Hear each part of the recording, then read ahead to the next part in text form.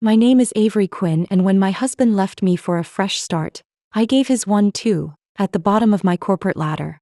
He thought he could trade me in for a younger woman and walk away with our life. But 2 years later, I wasn't just rebuilding. I was running a company in Austin, Texas, signing paychecks for him and his new girlfriend while they answered to me. It started at our kitchen table in Austin, the city's skyline glowing through the window of our loft.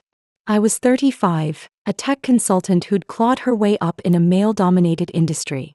My husband, Ethan Wells, was a mid-level manager at a startup, charming but restless. We'd been married for 8 years, building a life together. Date nights at Zilker Park, a mortgage on our cozy bungalow, plans for a family. I thought we were solid until he came home one evening, his face cold. "Avery, I need a fresh start," he said, avoiding my eyes. "I've met someone, Sophie. She's 25 and it's different." My stomach dropped. "You're leaving me?" I asked, my voice shaking. He nodded, already packing a bag. "I'll handle the divorce papers. You keep the house." He walked out, leaving me with a half-empty wine glass and a shattered future. The betrayal cut deep. Sophie was his co-worker, a bright-eyed marketing intern with an Instagram full of selfies.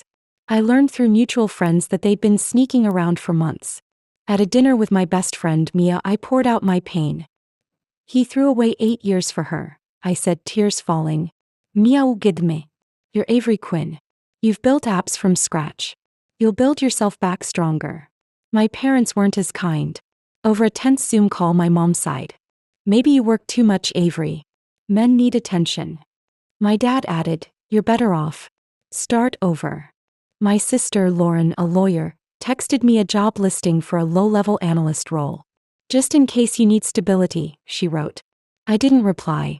Their words stung, but they lit a fire. I wasn't starting over. I was starting better. I'd always dreamed of launching my own tech company, a platform for small businesses to manage inventory and sales. Ethan had called it a cute hobby when I sketched ideas at night. Now, with him gone, I poured my energy into it. I had $20,000 in savings, enough to rent a tiny office in downtown Austin and hire a freelance coder, Priya, to build a prototype. I named the platform Grow Easy, a nod to my goal: make success simple for others and for myself. I worked 16-hour days coding, pitching, and learning the startup game. Mia, a graphic designer, helped me brand Grow Easy with a sleek logo and a website that popped. My first break came at a tech meetup in Austin's South Congress. I pitched Grow Easy to a room of local entrepreneurs, my voice steady despite my nerves. "Small businesses waste hours on spreadsheets," I said. "Grow Easy automates inventory, tracks sales, and saves time." A local coffee shop owner, Carlos, loved it. He signed up as my first client, paying $200 a month for the beta. His feedback helped Priya and me refine the app, adding features like real-time analytics. By month 3, I had 5 clients bringing in $1,000 a month. Not enough to quit consulting, but enough to keep going. Ethan wasn't out of my life, though. I heard through Mia that he and Sophie were living together in a flashy condo, paid for by his startup bonuses. He'd posted on LinkedIn about his new chapter, calling Sophie his muse. I gagged but kept working. Then came the divorce papers, delivered to my office like a slap. Ethan wanted half my savings and alimony, claiming I'd benefited from his support. I hired a lawyer, Tara, who fought back. "He cheated and left," she said. "He gets nothing." We settled and I kept my savings in the house, but the process drained me. I channeled that anger into Grow Easy, signing 2 more clients, a boutique and a food truck, for $500 a month each. My big break came at a tech conference in Austin where I met Lena Chin, an angel investor with a knack for spotting potential. I pitched Grow Easy, showing our 10 clients and $2,000 monthly revenue. "You're solving a real problem," Lena said, sipping coffee. "But can you scale?" I nodded, my laptop open to a growth plan. "With $100,000, I can hire a developer team and market to 50 clients by year's end." Lena smiled. "I'm in for $150,000, but I want 10% equity." I shook her hand, my heart pounding. That investment let me hire Priya full-time and add 2 developers, Sam and Nora, to build out Grow Easy's features. By month 8, Grow Easy had 20 clients, restaurants, retail, even a gym, paying $300 to $500 a month. Our revenue hit $7,000 monthly and I quit consulting to focus on the company. I moved into a new office, a sunlit space with cacti and a view of Lady Bird Lake. My Instagram for Grow Easy, run by Mia, hit 3,000 followers with posts showcasing client success stories. A tech blog, Austin Innovate, called Grow Easy the startup to watch, and inquiries doubled. But my family wasn't impressed. At a barbecue at Lauren's house, she pulled me aside. "Heard your app's doing okay," she said, her tone patronizing. "But it's not like you're a CEO, Avery. Come work at my firm." My parents nodded, their voices soft. "Ethan's moved on. You should too." I smiled, my jaw tight. "I'm not moving on. I'm moving up." Then came the rumor that changed everything. Mia overheard at a networking event that Ethan's startup was struggling. His company had lost a major client and layoffs were looming. Sophie was jobless too, her internship over. I didn't gloat, I was too busy. But when Lena called with another opportunity, I listened. "There's a tech accelerator in Austin," she said. "Top startups pitch for $500,000. You in?" I spent days refining my pitch, showing Grow Easy's $84,000 annual revenue and 30 clients. If I won, I could hire more staff and maybe even acquire a competitor. Ethan's company was on my radar, their failure my opening. As I prepared for the pitch, Jenna texted, her tone desperate. "Heard Grow Easy's taking off. Need a marketing lead? I'm between jobs." I stared at the message. She'd called my dream a hobby and now she wanted in? I didn't reply. My focus was on the accelerator where I'd show Ethan, Sophie, and everyone else what I was building, and who'd be signing their paychecks. Hey, Revenge Tempest fans. Can you feel Avery's hustle? She's turning heartbreak into a corporate empire. Want to see her sign her ex's paycheck? Smash that subscribe button and join our squad. Drop a comment and tell us where you're watching from. 11 months after my husband, Ethan Wells, left me for Sophie, a 25-year-old intern, I was no longer the heartbroken woman he'd walked out on. In Austin, Texas, my tech startup, Grow Easy, was thriving, helping small businesses manage inventory with a platform I'd built from scratch. With 30 clients and $7,000 in monthly revenue, I'd secured $150,000 from investor Lena Chin and hired a team, Priya, Sam, and Nora, to scale up. My family, my sister Lauren, my parents, and my old friend Jenna thought I'd crash and burn after the divorce.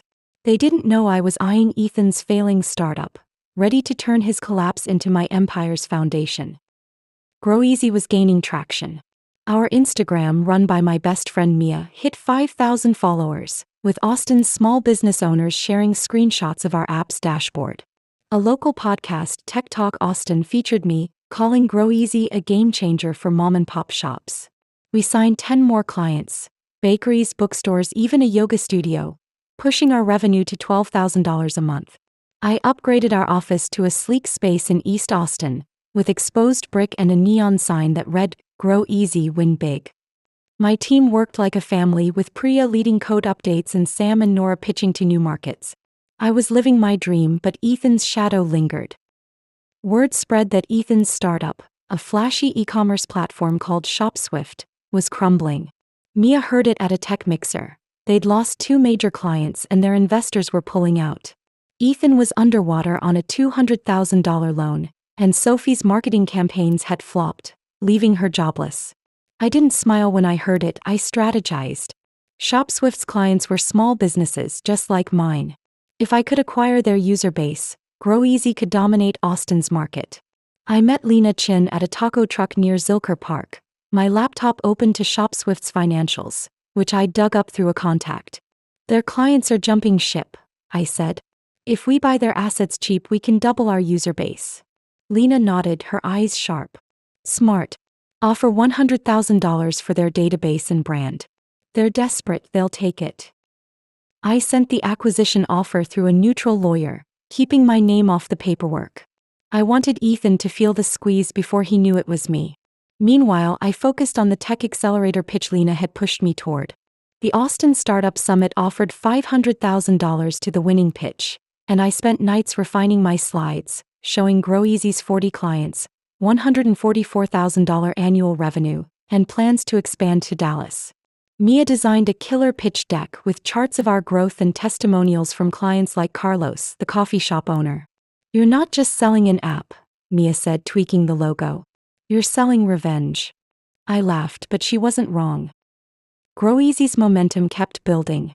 We launched a new feature, AI-driven sales forecasts, that wowed our clients, signing 5 more for $3,000 a month total. Our Instagram hit 8,000 followers, and a national tech blog, Innovate Now, called us Austin's rising star. But my family wasn't convinced. At a family dinner in Round Rock, Lauren pulled me aside, her lawyer voice dripping with condescension. Heard your app's doing okay, Avery, she said. But it's a crowded market. My firm's hiring analysts. Want me to put in a word? My parents nodded, their voices soft. Ethan's moved on, Avery. You should too, my mom said. I gripped my glass, my smile tight. I'm not moving on. I'm taking over. The rumors about Ethan grew louder. Priya overheard at a co-working space that ShopSwift was laying off staff, and Ethan was begging investors to stay. Sophie was posting cryptic Instagram stories about tough times. I saw my chance. I called Lena, who agreed to back the acquisition with another $50,000 if needed. You're not just buying their assets, she said, grinning.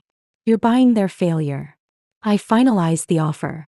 $110,000 for ShopSwift's client list and software, a fraction of their original valuation.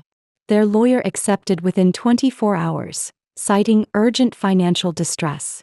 Ethan still didn't know I was behind it, not yet.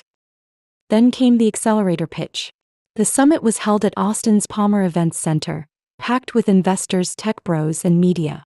I stood on stage, my blazer sharp, my voice steady. GrowEasy empowers small businesses to thrive, I said, clicking through slides. We've grown from 1 client to 45 in a year, with $150,000 in revenue and a scalable model. The crowd leaned in as I shared our vision. A nationwide platform with 500 clients by year 3. The judges, a mix of VCs and tech founders, nodded and I left the stage buzzing. Lena texted me after. You nailed it. We're winning this. But Ethan's presence lingered. Mia spotted him at the summit, looking haggard in a wrinkled suit. He'd come to pitch ShopSwift, but his slot was after mine, and Whisper said his presentation tanked. I didn't watch. I was too busy networking with investors who wanted to meet the GrowEasy woman.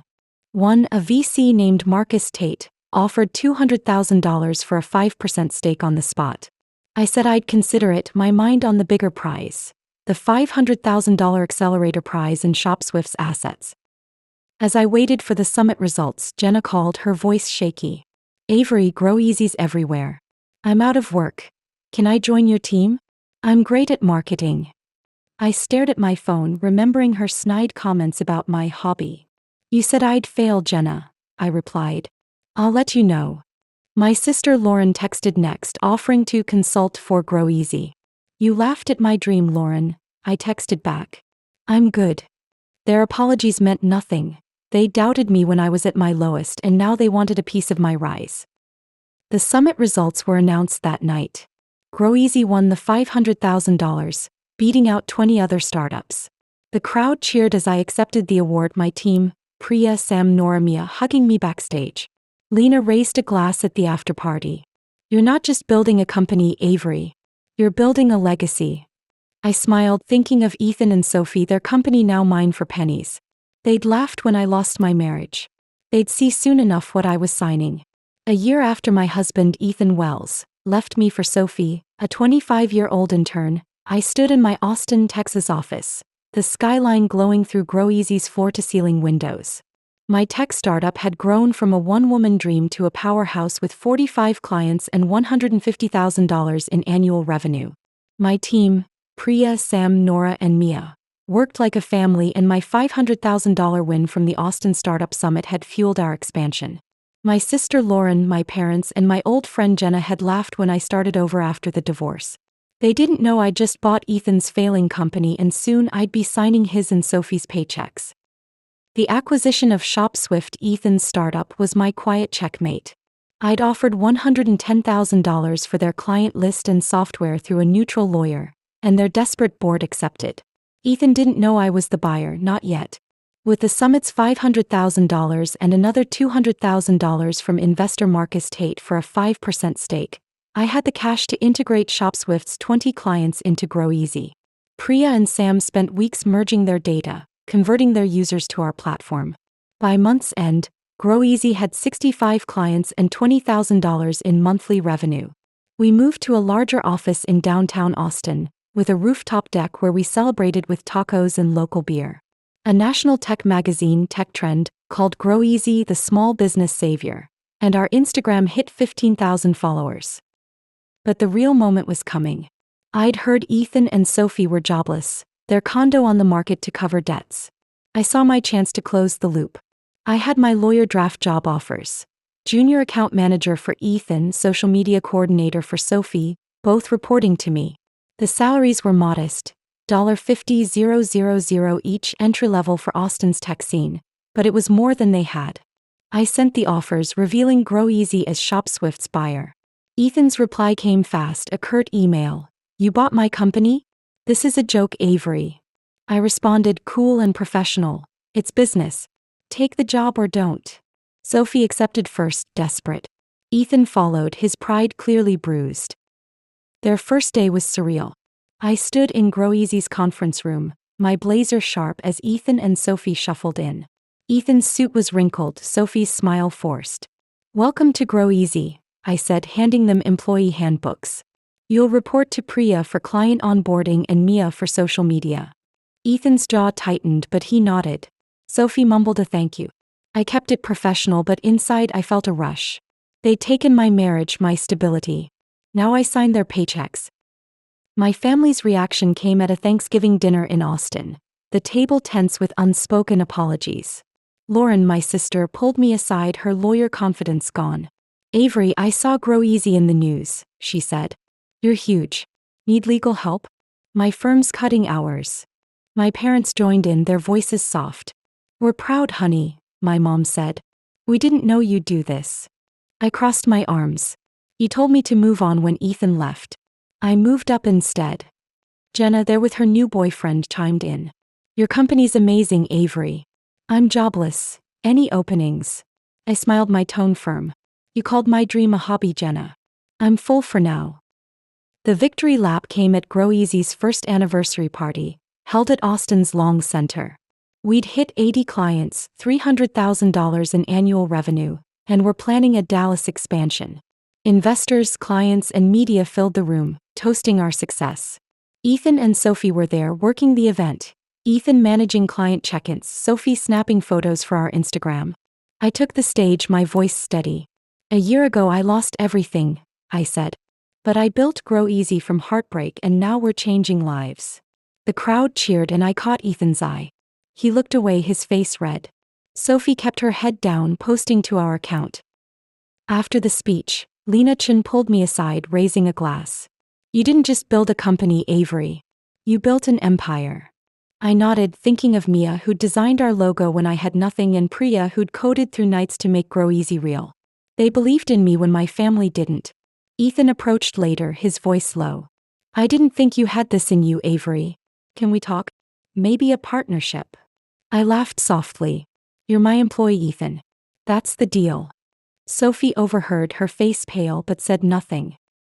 A year later, I stood in GrowEasy's new Dallas office, overseeing a team of 20. We had 150 clients across Texas, $1 million in revenue, and a valuation of $5 million. I'd bought back my old bungalow from Ethan's lender after he defaulted, turning it into a guest house for visiting clients. Ethan and Sophie still worked for me, their performance average, but their paychecks signed by me. My family called often, suddenly eager to support me, but I kept them at arm's length. Busy running a company, I'd say. Success wasn't about making Ethan and Sophie small, though signing their checks felt good. It was about proving Mia and Lena right, the women who saw my vision when I was at my lowest. When Ethan left me for a fresh start, I didn't cry. I built. And when I signed his paycheck, I wasn't just winning. I was rewriting the story he thought he'd control. Hey, Revenge Tempest fans. Did Avery's corporate takeover give you chills? We're all about fierce women and epic triumphs here, so smash that subscribe button to join our squad. Drop a comment and tell us where you're watching from.